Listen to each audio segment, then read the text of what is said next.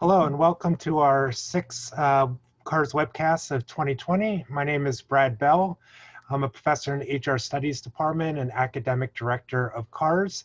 We'd like to welcome you and thank you for joining us today to talk about incentives and ethics, which will be presented by one of our faculty members, Tae-Youn Park, who's an associate professor in the HR Studies Department. Over the last several years, Tae-Youn has been doing a lot of research on the social and cultural consequences of compensation. Some of them include the wage penalty for those taking maternity leave, different employee perceptions of fair pay allocations, cultural differences in compensation practices, and recently he's been researching the ethical consequences of compensation. So we thought we'd take this opportunity today to share out some of the work that he's been doing, some of the insights that have emerged from that work, as well as some of the implications for our various CAHRS companies. Just to give you an idea of what we'll be doing over the next 30 minutes or so, I'm going to start out by asking Tae-Youn a few questions about his research and some of the findings. As we go through the discussion, I'd like to encourage you to please share your comments and questions in the Q&A window that you see in the Zoom menu. We may take some of those questions as we go along, but we'll certainly leave some time at the end of our session today to field any questions that you may have. So Tae-Youn, thanks again for joining us and for doing this. In the kind of write-up for today's session, you noted that incentives may trigger, unethical behaviors. So could you maybe provide some kind of cases and examples to highlight, how that may happen? Sure. I think it'll be easier to explain by showing a figure. So let me share my screen. Oh, wait a minute, please. I'm not sure if I shared it right. Okay, do you see the PowerPoint slide? Yep, we can see it. Okay. Okay. All right, so what you're seeing in this graph is what happened at 6 daycare centers in Haifa, Israel, when fine was imposed to parents who are late more than 10 minutes in picking up their children. So this black dotted line is the child care center that imposed fine to late parents. And this white dotted line shows the child care centers that did not impose fine to late parents.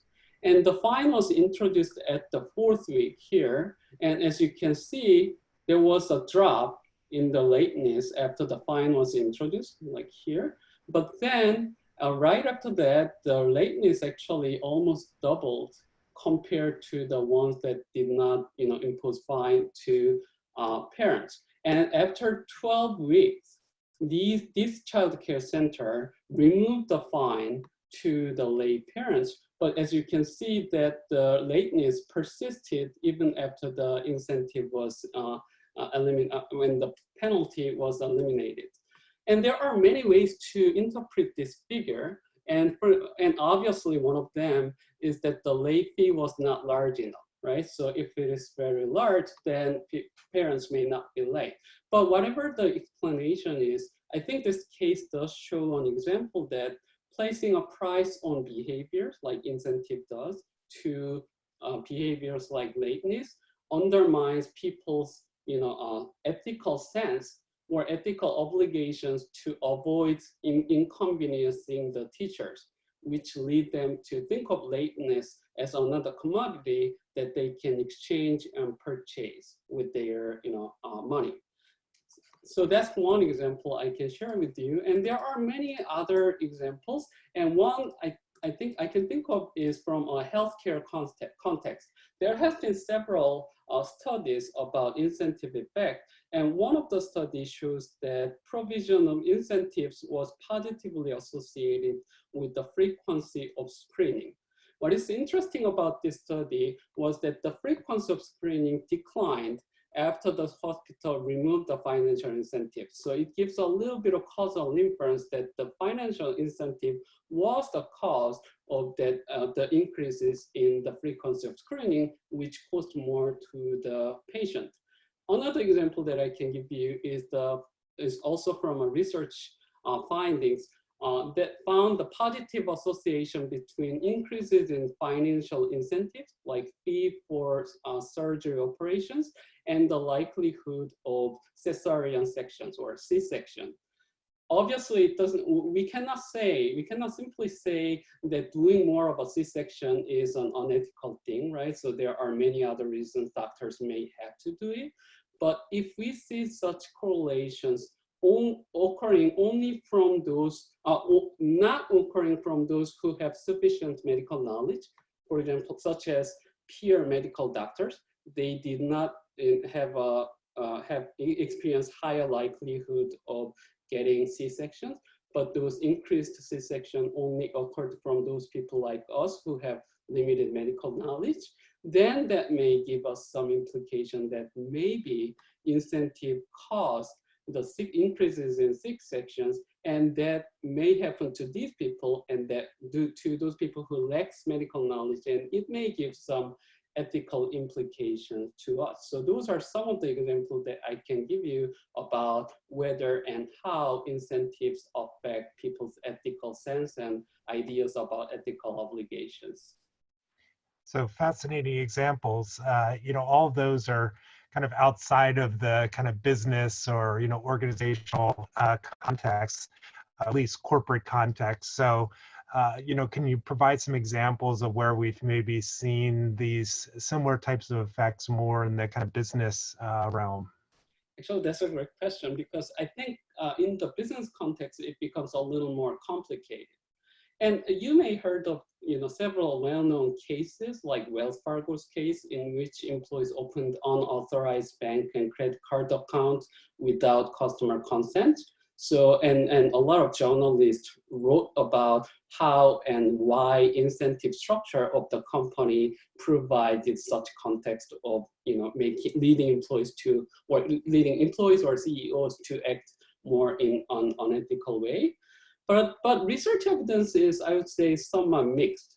So there are several studies that did find the intensive use of CEO equity compensations increases the likelihood of accounting fraud. So the government asked the company to redo the accounting because they found some errors. Some of them might be errors, but there are errors that may have some legal implications. So there are studies that found that CEO equity compensation is positively associated with accounting fraud. But there are several other studies that fail to find such associations, again, about the CEO equity compensation and the likelihood of accounting fraud. So there are some cases, but not. So I would say the evidence is somewhat mixed. And I think in my view, the use of incentives in the workplace is quite a dilemmatic one, because it may be necessary for productivity and work effort reasons, but also it may cast some ethical concerns. So here's another example that I can show you based on my research. So this graph is from the research that I did with a Cornell doctoral student and Eun-hee Kim and Lee Ko-sung at HSBC Peking Business School. And we used two data sets, one from Taiwan high technology company and another from the US companies, US employees. And we did find consistent evidence, which I will show you soon. So what we found here is that pay gap, which is one form of incentives that organizations can use, have two contrasting effects. So in one way, it increases employee work effort, but at the same time, it increases the likelihood of social undermining behavior, which are like gossiping, spreading rumors, or deliberately delaying work, belittle the targeted person's ideas or hurt target person's feeling. So it is sort of a dilemma that they have to think about what they should do. So when it comes to the incentive, a lot of organizations emphasize that fair way of allocating pay is one way to address some of the negative consequences. But in this research setting, we did not find such strong evidence that pay fairness indeed improved the association between pay gap and work effort, but it did not help mitigating its negative effect on increases in social undermining behavior. But what we found was that it is a different situational or contextual factor that employees' feelings of self-worth or self-esteem is the one that was able to cut this link between incentive and social undermining. So what this, excuse me, what this example is showing is that when it comes to the business setting, I think it's more important to think more carefully about what to do with an organization. And it may not always automatically trigger social undermining, but it may occur in a certain situation. So we have to focus more on the situational or contextual factors when we think about the linkage between incentives and unethicality in the business context. Great examples. So, I guess I have a question maybe for you before we, go on, because you've been talking about kind of, incentives in different forms, right? I mean, in this study, you talked about a pay gap. In some of those earlier examples, you talked about maybe a penalty where a parent would have to pay if they're, picking up their child. Is there any evidence in the research that different types of incentives, if we think about incentives can take many different forms, different types of incentives may have different connections with, ethical or different ethical consequences, I guess? Sure, that's a great question. I actually think that organizations have to be very careful about what kind of incentive system they have to use. So let me stop sharing this slide and then I'll come back to this later. Excuse me. Okay, so first of all, I've seen cases that when people talk about incentives and the ethical implication of incentive, I've seen some like podcasts or other people talking about the downside of using financial or monetary incentives in the workplaces, proposing that it may be better to think about non-monetary incentives to reduce some of the ethical concerns. And I sort of agree that it is important to consider non-monetary reward in the workplace, but I don't agree that those non-monetary rewards can perfectly substitute the importance of monetary incentives in the workplace. When it comes to the business setting, a lot of people are joining organizations for various reasons, and one of the reasons is to get stable income or stable financial income. So we have to acknowledge that it is still important for organizations to consider seriously about the use of financial incentive. So I think your question is exactly right, that we have to think more about the specific types of practices that organizations have to be using. And another thing that I heard from people is about their concerns about intense use of sales commissions or piece rate system. And I think that is a legitimate concern because such practices are known to cause several unintended negative consequences, such as profiting individuals but harming teams and organizations, or costing teams and organizations. But their implications on unethicality is unclear yet. There have been several studies that examine the link between sales commission and unethicality, but they did not find the strong evidence that there is a strong association. The form of compensation system that I think may have stronger ethical implication is linking the incentive system with some sort of specific and challenging goals. So this figure that is produced by Bram Caspi and his colleagues shows that this table shows that different forms of how different forms of compensation system is linked with some unethical behavior. So here, overclaims mean that people produce, say, 5 products, but then they report that they produced 10 products. So that's like cheating has some degree of ethical implications. what they found is when people are under various compensation system, on average, when people were not closely monitored, they tend to, about 10 or 15 people tend to overclaim their productivity out of about 50 people. So about 20%, that's the base rate when they are not monitored. But the rate did not go up when they're under tournament system or piece rate system or sales commission system that I talked about. But it was when their incentives were linked with their target that triggered their overclaiming behavior. Almost their cheating behavior is almost double compared to these other control conditions. So what I would say is that and not all kind of compensation system or pay system triggers unethical behavior, but wherever the incentive system is linked with the goals, specific and challenging goals, then that may be the thing that triggers people's mindset about some ethical issues. The theory behind this table is that this kind of piece rate or sales commission is sort of a linear compensation system, meaning that when you produce 10 products, then you get returned 10 times certain amount of dollars, right? So that's sort of a linear. But when the reward is target-based, then all of a sudden you get to have a mindset that it is an all or nothing game. So say the target is 5 products, you produce 4, then despite all of the effort you made, all of a sudden you are losing everything, right? So, and when you produce 1 or 2 more, then all of a sudden you get everything, right? So it makes you to have the all or nothing mindset.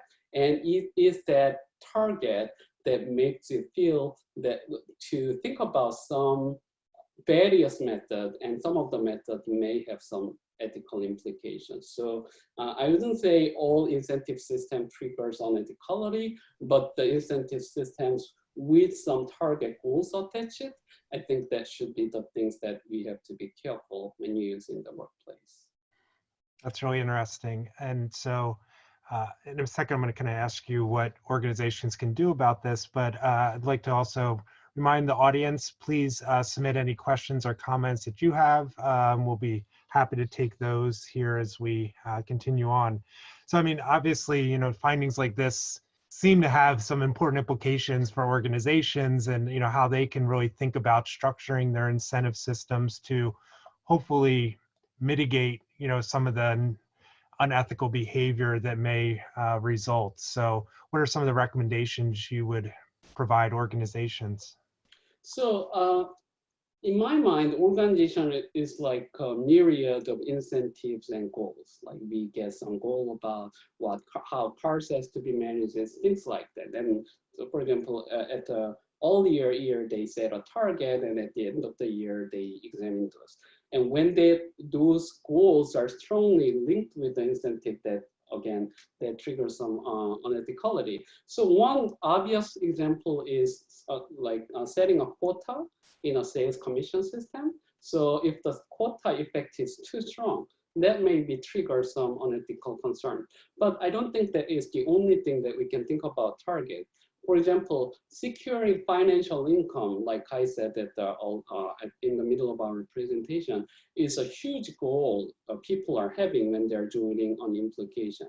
And when the security of financial income is threatened for whatever reasons, then people may think about various ways to achieve that security in the financial income. For example, let's say your base hourly rate is fairly low, so your financial stability fluctuates a lot based on your productivity. Then there is a certain target that you have to meet for yourself, like to pay your rent or pay your healthcare bill and whatever. And to meet the goals, they may just, may think about various ways. So I think secure financial income, although the organization may not actively impose it to employees, but that is one goal employees always have in mind. So organizations have to think seriously about or how they will be able to prevent or secure people's financial income, and it is not fluctuating significantly month by month or year by year.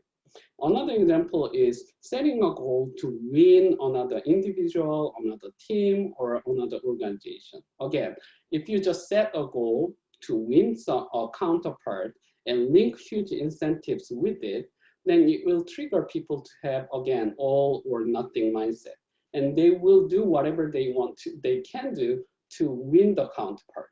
And that action, I mean, obviously people are more likely to use legitimate and just and ethical procedures, but there might be some people who may think about some, questionable behaviors and actions or decisions, right? So I think I'd like the organization to think those goals or target more broadly, not only about like sales quotas, but more broadly about financial security and competitiveness and kind of things as well. So those are some of the practical examples that I can give to the companies.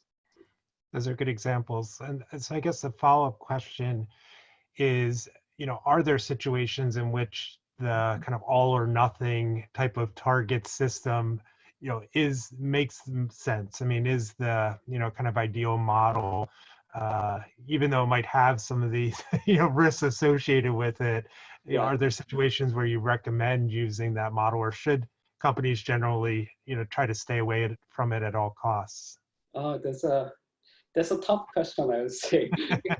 Actually, I was doing this research and I was thinking about this university tenure system. In my mind, it is like an all or nothing thing for faculty members. So should the organizations just get rid of the thing? I'm not sure. I'm not sure if that's the answer. And I try not to go to the leadership route, because in my mind, leadership is like a panacea. When it's done well, it can fix a lot of things, but at the same time, it is sort of abstract in some sense, right? In terms of the implications. So I always try to give more about policy implications, and that's why I emphasize a lot of these target-based system kind of things. But I think one way to answer your question, when the situation is inevitable that organization has to set some sort of target and goal, then I think we have to think seriously about the culture, climate, and leadership. When leaders give just and frequent feedback and right feedback to people, then even if they don't meet the goal at the end of the year, that may mitigate some of the possible negative consequences that may happen to the person. And the person may accept the nothing consequences a little better because they got frequent feedback from the leader and organization, and also they feel enough support from the organization or supervisors that they are given all the opportunities and resources to be able to achieve the goal. So they will just think that it is me who was not able to do it, but I don't blame the counterpart for not being able to do it. So I think that's another solution that we have to think about. Yeah, great. So we had a question come in, Tae-Youn. Question is, do you see any differences in ethics, integrity implications when rewarding team members with monetary awards versus kind of peer leadership recognition? So I think it's going back a little bit to your earlier discussion around kind of monetary, non-monetary rewards and how those maybe have different implications for kind of ethical outcomes. Can you talk about that a little bit? That's a great question. That's a great question because I don't have a very good answer to it. One answer I can give is there is a big literature about money effect.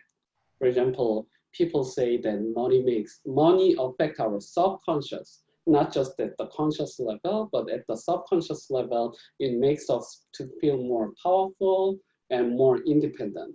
And by focusing so much on the money part, people may tend to keep more distance from others, and they tend to lose their pro-sociality and thinking more in a self-interested manner, and acting more in a self-interested manner. Some of them, I mean, many of the self-interest behavior may not have ethical implications, but some may have some ethical, integrity related implications. So there is that literature, but I say a lot of those evidences are from the laboratory experiment. I'm not seeing, strong example of money effect within the business and organization setting where, financial income is important. So I want to be reserved and like conservative in applying such, money effect in the workplace setting. What I see from the question is another implication about rewarding teams versus rewarding organization. And rewarding team is a great idea. But at the same time, there is fairly strong evidence that when we work as a team, say we as a team want to win the other team, then an individual within the team can more easily justify their unethical behavior, thinking that they have to do it for the benefit of my team members. And they more easily disengage from their morality. So I think we have to be more careful about thinking of team-based compensation as a solution to some of these, effects. So that's another thing that I can think about from the example. That's good. Yeah, your example made me think of the Houston Astros stealing signs, right? Maybe they justified it because they're a team and they're trying to win the World Series, right? Yeah. Good. So I guess just, we have 2 minutes, just a quick one, but, I know you've done a lot of work looking at kind of cultural differences in compensation. Any kind of insights around thinking about these issues around incentives and ethics? Do these findings seem to generalize across different cultures, or do you see any cultural implications that companies should be thinking about? If it were an academic presentation, I will say, okay, that's a great question. I will put it as next step, and I'm going to investigate it later because I don't have a good answer to it. I know that there are a lot of so I think I've done a lot of studies about cultural differences in compensation practices, but I didn't link that specifically with the ethics part. So I'm just doing a lot of reviews and studies and running studies about this direct linkage. But for culture being sort of a contingencies in linking those, I think we have to be very careful about thinking it. So if you are okay with it, I would just reserve my answer to it, because whatever I say, I think it can be risky. Like in this culture, it may happen more, and in another culture, it may not happen more. So I think that is a great one for the next research question. That's totally fine, and I know it's a big question with little time remaining. So we are at our time. So I do want to wrap up, and first of all, thank you, Tae-Youn, for sharing a lot of interesting and valuable insights for our companies today. Thanks to all of you for joining us today.